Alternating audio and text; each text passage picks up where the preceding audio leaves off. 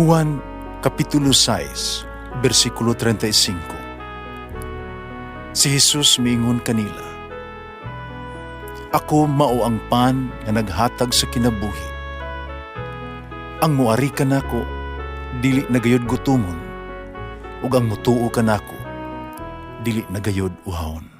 Ang mga puno Pan sa kinabuhi. maglikon unta sa mong pagtuo o gagaka kami sa pagtuman sa imong mahal nga kasuguan. Ang ginumanaa kaninyo. Santos Ebanghelyo sumala ni San Mateo. Mingon si Jesus yung mga tinunan, "Kamu ang asin sa katawhan. Kung ang asin kawad-an siyang kaparat, usa pa man ini pagbabalik sa kaparat niini. Kini wala na'y kapuslanan, wa nga nilang isalibway o tunub-tunuban sa mga tao. Kamu ang kahayag sa katawhan. Ang syudad nga nahimutang sa lungsod o sa bungtod, dili gayod matago. Walay magdagkot o mga suga aron lamang taguan sa gantangan, kundi ibutang gayod sa tungtunganan aron magdanag sa tanan nga naa sa balay. Busa ipadanag gayod ang inyong kahayag at tubangan sa mga tao aron makita nila ang inyong nga maayong buhat o magdaig sila sa inyong amahan nga tua sa langit."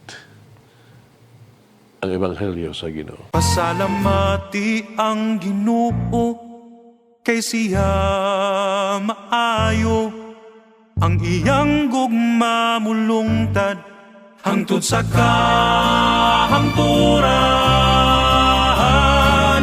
Pasalamati ang Diyos sa tanang mga Diyos, ang iyang gugma malungtaron.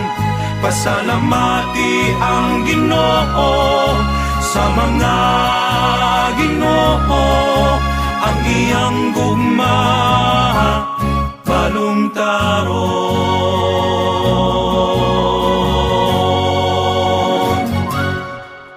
You are the salt of the earth and the light of the world. Pagkamuta na dawa ka mo sa inyong kagulingon ni ining muta na haba. Sa unsang pag-iha, gihulagway ako ni Jesus. Ask yourself, ano'y duha ka matahong nga paghulagway? Ang matubag gikan sa Ebanghelyo karong adlaw atong madungog. Una, gikan sa bersikulo, verse 13. Itawag kita ni Jesus, asin sa yuta. Nganong asin man? Sa karaang panahon, ang asin may usa ka importante kaayong butang sa kinahanglan nga produkto sa kinabuhi sa tao. Kinitungod kay kini naghatag og kalami sa pagkaon. Nagsilbi kini nga panimpla. Busa sa dihang gisultian kita ni Jesus nga kita asin sa yuta, nagpasabot kini nga kita gikinahanglan kaayo. Kita importante. Ngano man tungod kay kita nakahatag og lami sa kalibutan. Kita nakahatag og kahulugan sa kinabuhi sa mga tao. Ingon ang asin kinahanglan alang kanato ang paghatag sa mga tao og kalipay, inay kaguol, inspirasyon imbis ka sa kasagbuyo, kaharuhay imbis kalisdanan. Di lamang ang asin ang maghatag og lami sa pagkaon. Asin labi pa preservative kini, gikan sa pagkadunot. Busa ang asin nahimong preservative. Sa dihang si Jesus nagtawag kanato asin sa yuta, siya naghagit kanato na mahimo usab kita nga pangkontra batok sa moral nga pagkadunot, batok sa katilingbanong pagkawalay pagtagad. Digyo kita ang mugiya sa mga tao sa pagpakasala. Umahimo kanila nga maghulog gikan sa grasya o maimpluwensya kanila sa pagbuhat o immoral nga mga butang. Ikaduha, gikan sa bersikulo, verse 13, gitawag sa kita, og kahayag sa kalibutan. Nganuman, ang kahayag mo ay nagdanag. Uban sa kahayag sa dalan, dili kita mawad-an sa tuang direksyon. Kita luwas gikan sa pagkapandol o gikan sa maabot nga kadaot. Uban sa kahayag sa atong dalan, ato ang pano mahimong sayon, hapsay, ug paspas. Ingon ng kahayag sa kalibutan, kinahanglan tultulan nato ang mga tao ngadto sa Dios. Kinahanglan natong dadon sila sa kaluwasan. Kinahanglan magdala kita ug kausaban silang kinabuhi ug tabangan sila nga mobalhin gikan sa kasubo, no? Ngadto sa kalipay, gikan sa kadaotan, kaalautan, ngadto sa himaya, ug gikan sa kamatayon ngadto sa kinabuhi. Ang kahayag adunay usa ka talagsaong kay kinaiya sa pagpaambit sa iyang kagulingon nga walay pagkakunhod ba sa kagulingon nga kahayag. Ang kahayag wala mawala kung kini muhatag o kadupagdanag sa uban. Sa samang paagis sa butang, mahitabo ka na mo, mahitabo sa kanato.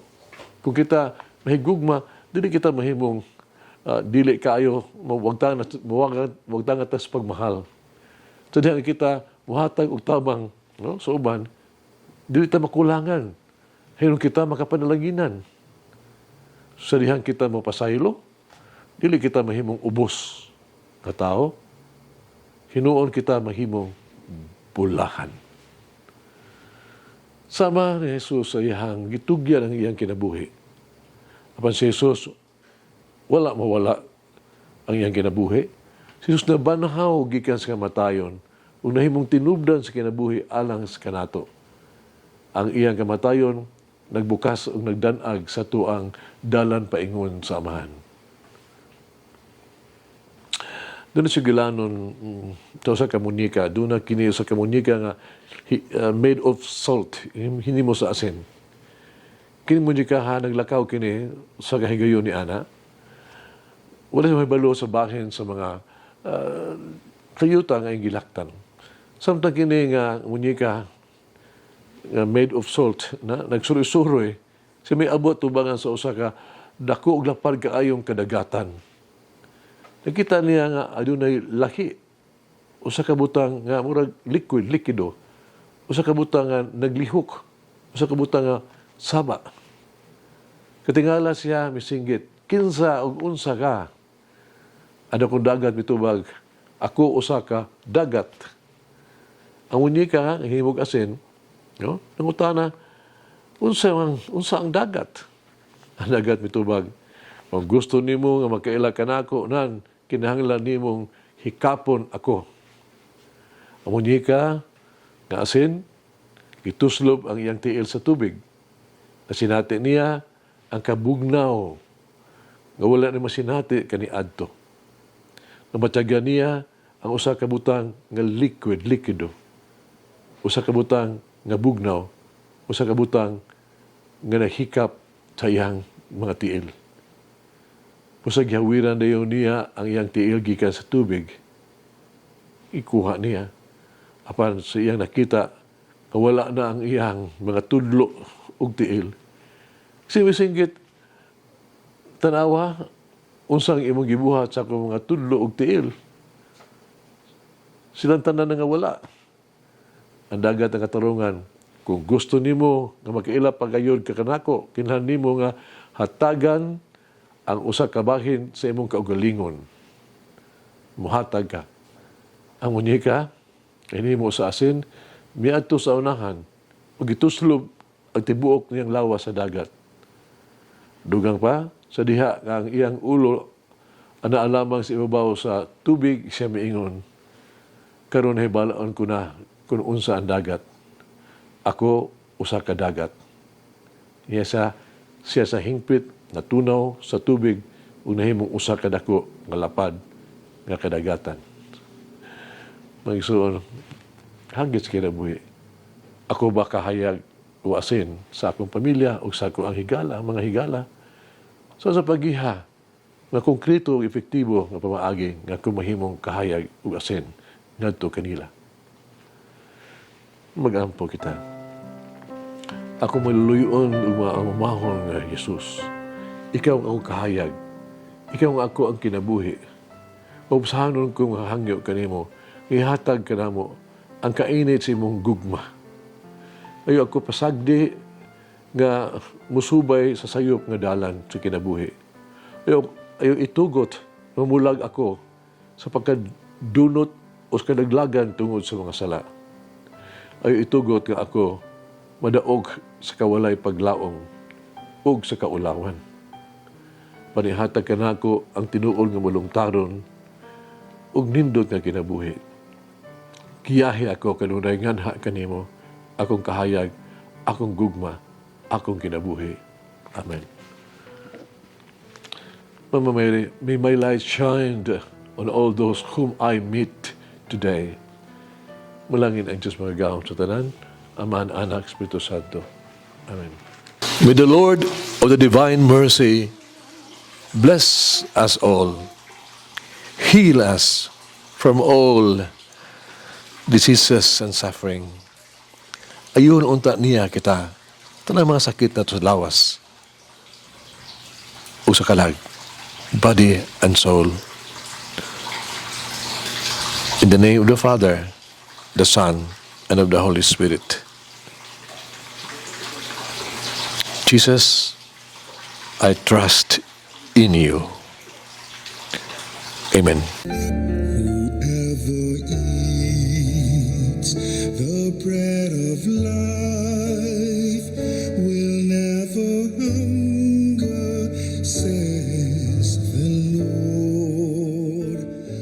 Kay galaan inyong nabati ang pagpaambit ug hamubong pamalandong sa pulong sa Dios pinaagi sa tulumanon pan sa kinabuhi nga gidumala ni Monsignor Daddy Silva. Hangtod na usab sa sunod higayon, daghang salamat. The bread of life